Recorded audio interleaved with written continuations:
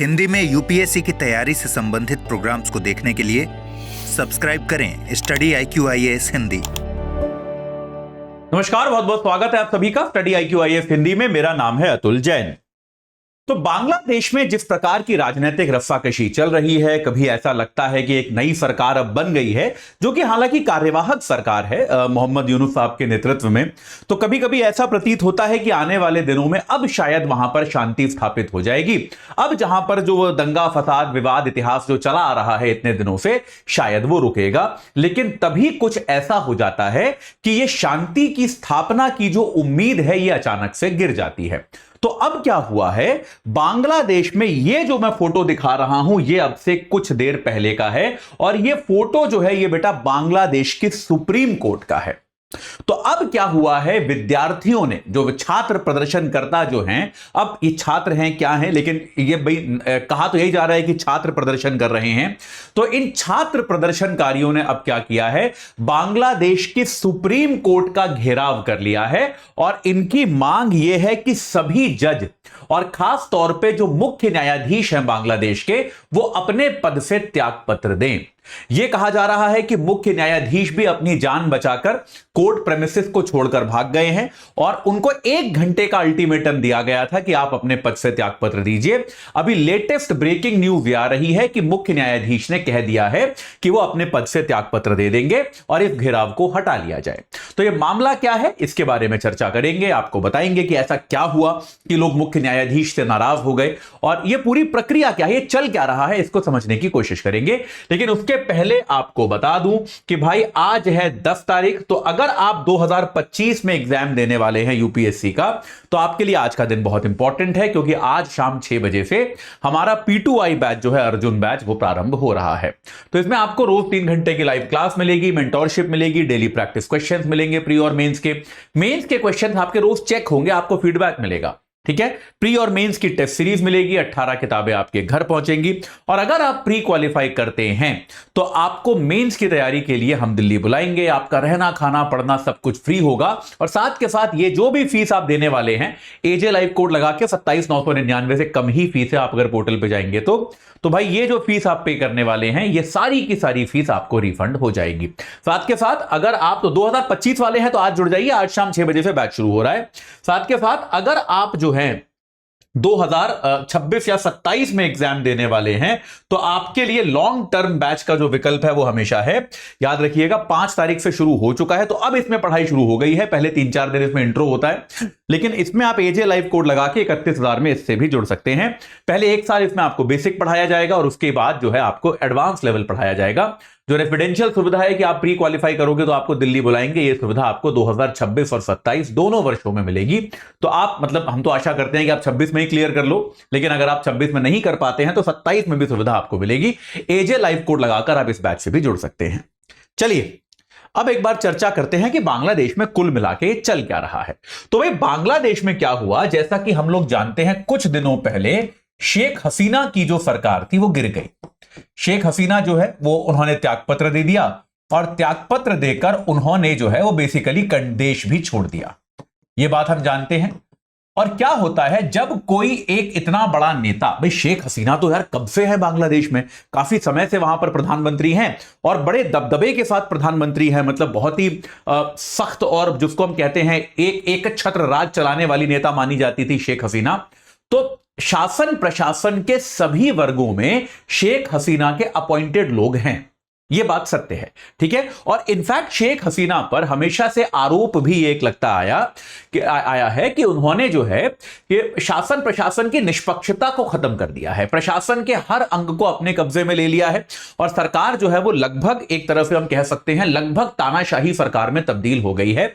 इस प्रकार के आरोप जो है वो शेख हसीना जी पर हमेशा लगते आए हैं। तो अब क्या हुआ, पिछले साल क्या हुआ, यहां पर जब जैसे भाई किसी भी लोकतांत्रिक देश में यह बहुत ज्यादा जरूरी है कि सुप्रीम कोर्ट जो होती है वो जो है आपकी निष्पक्ष हो। जैसे भारत में हम कहते हैं कि यार न्यायपालिका कम से कम ऐसा लगता है कि सरकार के प्रभाव से मुक्त है। हम कम से कम हायर जुडिशरी को तो कह ही सकते हैं कि सुप्रीम कोर्ट जो है वो सरकार के अधीन काम नहीं करती, सरकार के दबाव में आमतौर पर आती नहीं है, बहुत ज्यादा निष्पक्ष है। बांग्लादेश में लेकिन ऐसा नहीं हो पाया और एक अपने दबदबे के बाद शेख हसीना ने क्या किया, पिछले साल एक जाने माने शेख हसीना के लॉयलिस्ट, भाई जो मतलब शेख हसीना के समर्थक रहे हैं, उबैदुल हसन, एक उबैदुल हसन नाम के एक जज थे, इनको शेख हसीना जी ने बांग्लादेश का मुख्य न्यायाधीश नियुक्त कर दिया। तो उबैदुल हसन जो हैं ये हमेशा से शेख हसीना के समर्थक रहे हैं, ये बात एकदम ओपन फैक्ट है, सबको पता है बांग्लादेश में कि भाई, और ये मतलब खुद भी डिनाई नहीं करते कि ये शेख हसीना के राजनीतिक तौर पे समर्थक हैं। तो इनको जो है शेख हसीना जी ने मुख्य न्यायाधीश पिछले साल बनाया था। तो भाई अब जो है, अब ऐसी परिस्थिति में क्या हुआ, जब इस प्रकार के नेता का पतन होता है, इस प्रकार का नेता कोई देश छोड़कर जाता है, तब उनके द्वारा नियुक्त किए गए जो लोग होते हैं वो एक अजीब से संकट में फंस जाते हैं। क्योंकि अब क्या है, ये सबको पता है कि उबैदुल हसन शेख हसीना के व्यक्ति हैं, उनके द्वारा नियुक्त किए गए हैं, उनको अब तक शेख हसीना का संरक्षण हासिल था, वो संरक्षण तो चला गया। और इसके अलावा जनता को यह भी पता होता है कि इन सब लोग या फिर विरोध करने वालों को, यह हम नहीं मान सकते कि सारी जनता विरोध कर रही है, जो प्रदर्शनकारी है उन सबका यह मानना होता है कि ये जितने भी लोग अपॉइंट किए गए हैं ये उनके हैं, उनको हटाएंगे तभी शासन प्रशासन को हम इनके चंगुल से छुड़ा पाएंगे। यह बात जो है ये भी उनको स्पष्ट होती है। तो ऐसे में क्या हुआ, कल सुबह, अब माफ कीजिएगा आज सुबह, आज ही आ रही है न्यूज, आज सुबह उबैदुल हसन साहब ने सुप्रीम कोर्ट के सभी जजों की बैठक बुलाई। सुप्रीम कोर्ट की फुल बेंच की बैठक बुलाई गई कि सभी जजेस को इस बैठक में निमंत्रित किया गया। अब इस बैठक का खास तौर पे एजेंडा क्या था यह क्लियर नहीं है, यह अभी पता नहीं है कि इस बैठक में होने क्या वाला था, लेकिन ऐसे इस तरह की परिस्थितियों में सारे जजों की बैठक बुलाना एक थोड़ा सा तो ऐसा कदम था जिसके बारे में सोचा जा सकता है कि भाई पता नहीं क्या करने वाले हैं। और खास तौर पे यह कदम और ज्यादा चर्चा में तब आया जब शेख हसीना के पुत्र जो हैं उन्होंने यह कहा कि ये जो अंतरिम सरकार बनी है ये पूरी तरह से असंवैधानिक है।